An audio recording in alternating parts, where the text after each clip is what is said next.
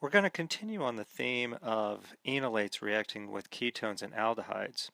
But now we're going to shift gears toward different types of enolates. And in essence, we're going to see that any stabilized anion will react with a ketone or an aldehyde. And of course, we can form many types of stabilized anions. In particular, we're going to first look at beta dicarbonyl compounds because these are quite acidic, as we've seen before, and they can form enolates very readily using even a weak base, such as an amine. And then, of course, we could take these enolates from beta carbonyls and we can react them with a ketone or an aldehyde, just like we've seen with the enolates of aldehydes and ketones reacting with the aldehyde or ketone. We can take an enolate of an ester or a beta ketoester or any type of beta dicarbonyl compound. And these reactions are kind of grouped together and classified as Canova-Nagel condensation reactions. So let's take a look at a typical example. Here you have benzaldehyde, which has no alpha hydrogens associated with it, so it can't form an enolate. And you have a dimethyl malonic ester, right? And of course, we've already seen that the acidity of these malonic esters is quite increased, right? The pKa is roughly for this type of thing around 13. So if I treat it with a relatively weak base like ethylamine and heat, what's going to happen? Well, I'm going to form the enolate of malonic ester, and then that's going to behave as a nucleophile, like we've seen in alkylation of malonic esters. Now the electrophile isn't an alkyl halide, but it is an aldehyde itself. And so we're going to get addition to the carbonyl and then a dehydration reaction following, so a condensation reaction following. And the product, so what I want you to do at this time is I want you to see if you can pause the video and see if you can predict the product of this reaction. Okay, so let's see what you have. This is the product. Did you get it right? I hope you got it right. If not, this just gives you a chance to figure out what's going on in this reaction. Here's another example, and I'll give you a chance to see if you can predict the product. Again, I have an aldehyde. This time I'm simply using a beta keto aldehyde. Again, the acidity of the alpha hydrogens in between the two carbonyls is increased, so the pKa of those hydrogens is actually fairly low. It's probably around 6 or so, 6 to 7. I'm treating it with pyrrolidine, which is going to remove the alpha hydrogen, creating my enolate, and then that enolate attacks the aldehyde. Now the reason why this works is because, remember, the aldehyde has a pKa of around 17 to 19, and so a weaker base isn't going to be able to deprotonate it as easily as it would a beta dicarbonyl compound. So the beta dicarbonyl compound gets deprotonated, and then that enolate reacts with the aldehyde. Again, pause here, see if you can draw the product. Okay, so here is the structure. Make sure you got it right. Make sure that even if you drew it a little bit different, that it is the correct structure and you have the correct number of carbons. Okay, now we've talked about the enolates of beta dicarbonyls, and we can also think about other types of nucleophiles that can react. And of course, there are many nucleophiles. One of the nucleophiles that's kind of a little bit different, we don't talk a whole lot about, is is from from nitromethane.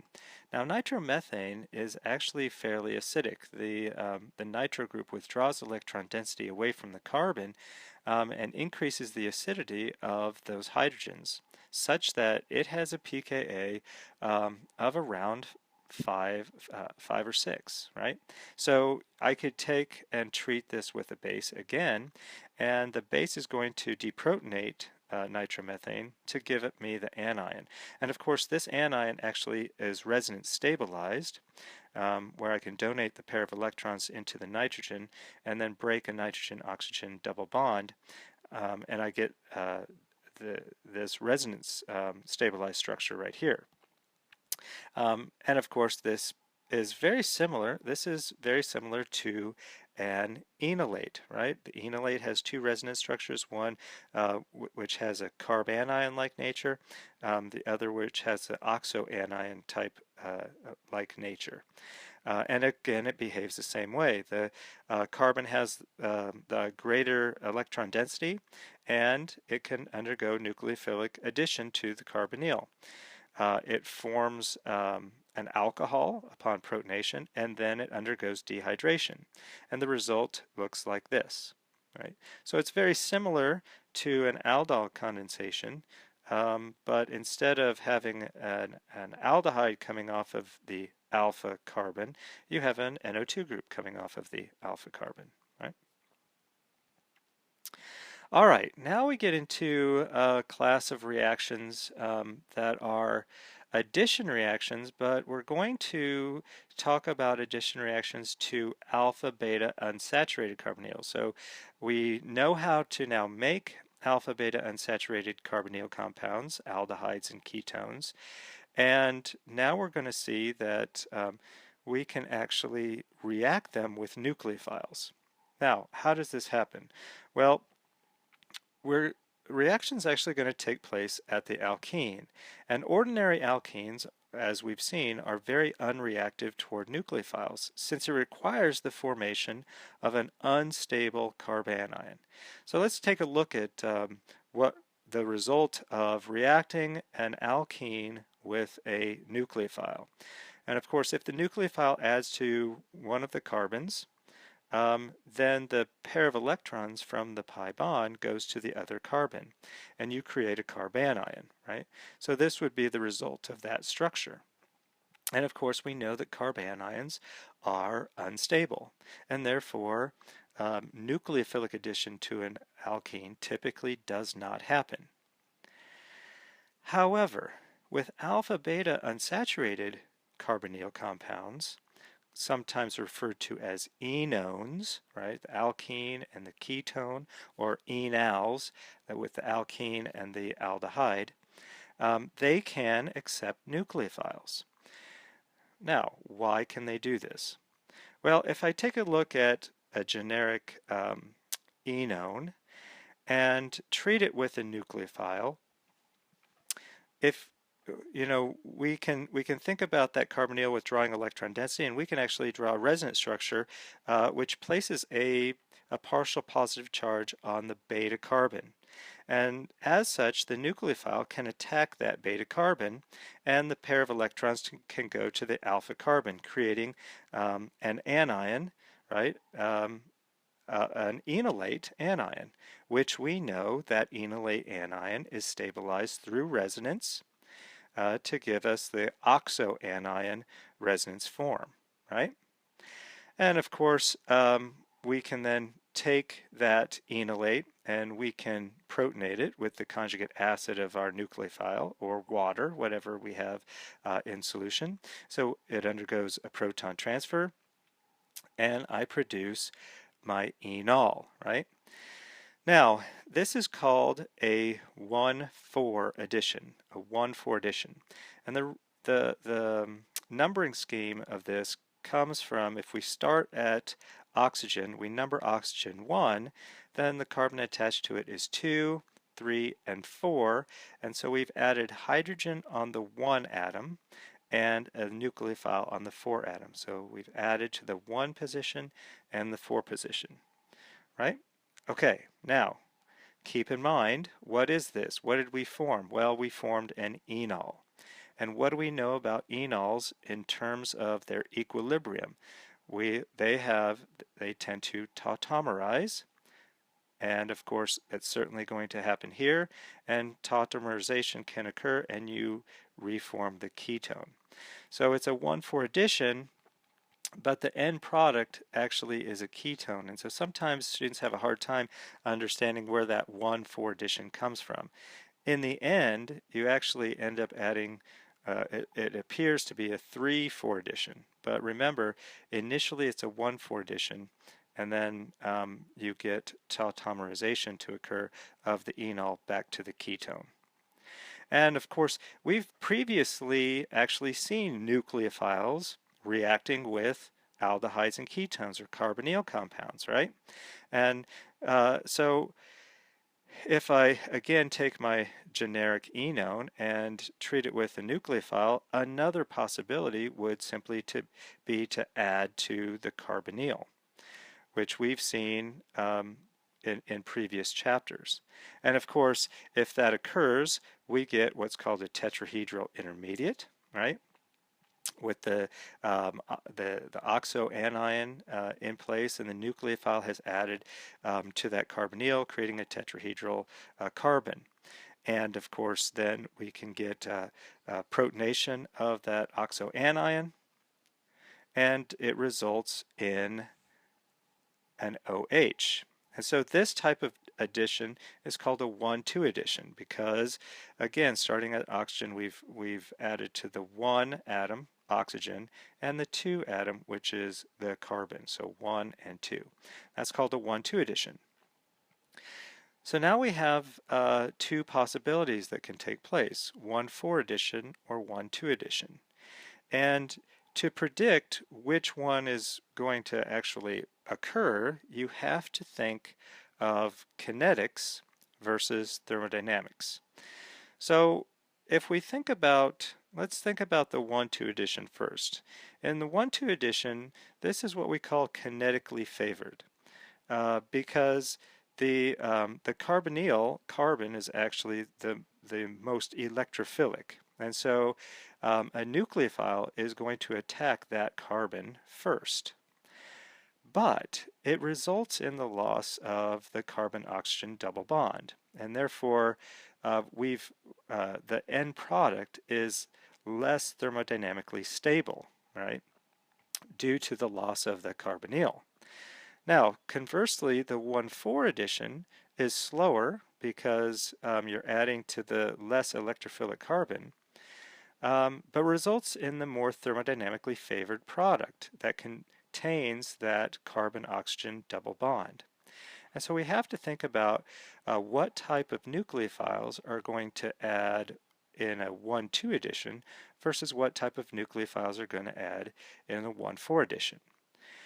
And if we if we think about 1,2 addition first, we see that 1,2 addition occurs with with strongly basic nucleophiles, and since 1,2 addition is kinetically favored and 1,4 is thermodynamically favored, what happens is the nucleophile can add to the carbonyl carbon first, and if it's a reversible process, and that nucleophile can actually come off as a leaving group, then it can go to the 1,4. So nucleophiles that add to the 1,2 are going to add irreversibly, in that they can't come off because they are not a good enough leaving group. And we've seen this in the addition reactions of aldehydes and ketones before. When we initially talked about those types of addition reactions, we talked about reversible reactions of reacting with water to form geminal diols, reacting with alcohols to form acetals, reacting with amines. These are irreversible processes. Then we got into, these are reversible processes. Then we got into irreversible processes. Aldehydes and ketones reacting with Grignard reagents. So when a Grignard reagent adds, you're adding an alkyl or an aryl group, and that's a poor leaving group, so it's not going to come off again, and it simply adds to the carbonyl carbon. Likewise, organolithium reagents do the same thing. And of course, we have the hydrides, the metal hydrides do the same thing. So lithium aluminum hydride, sodium borohydride add irreversibly. And there are a few other types of nucleophiles that you'll see that add irreversibly. One of them that comes to mind is the sodium acetylide anion. You can use acetylide as an anion, and you can actually add it irreversibly in a 1,2 type addition reaction. So what are we talking about? Well, let's take a look and see what happens if I take an enone, an alpha-beta unsaturated ketone, and I treat it with a Grignard reagent like propyl magnesium bromide, followed by that aqueous acidic workup. What's going to happen?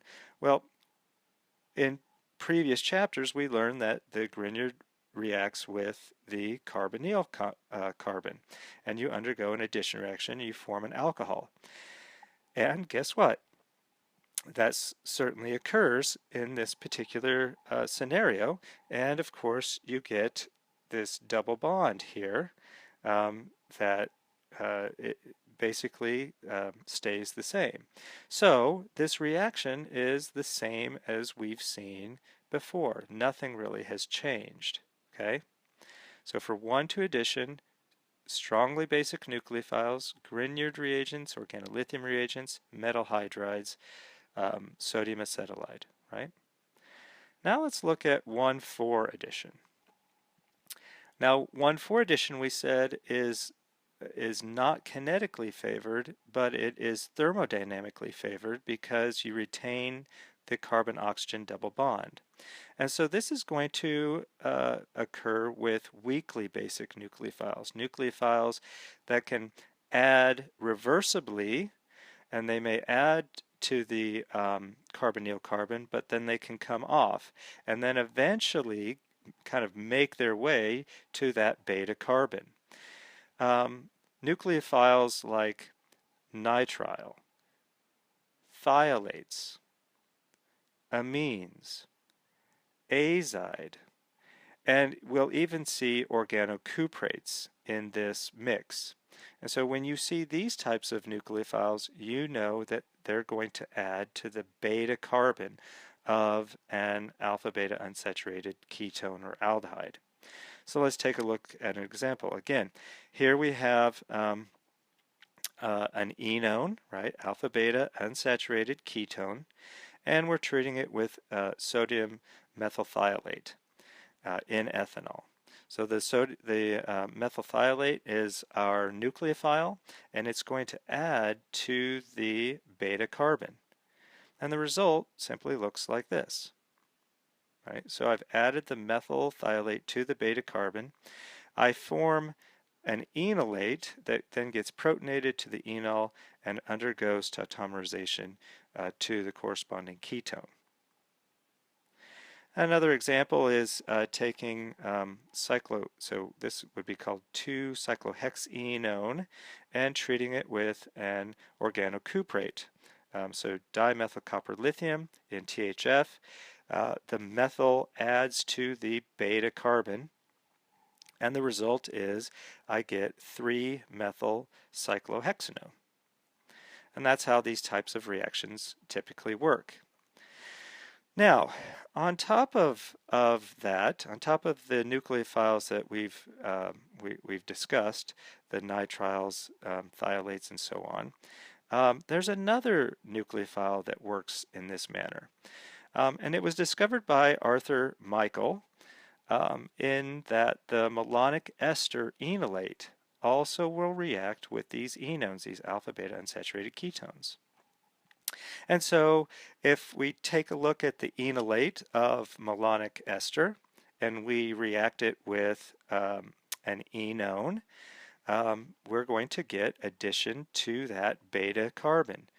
We form the enolate, and the product looks like this. So be careful when you're drawing the product again. We have uh, I typically will draw the malonic ester first, and then it's adding to a beta carbon, which is attached to an alpha carbon, which now has a double bond between it and what was the carbonyl, and then the oxoanion. So that's the enolate.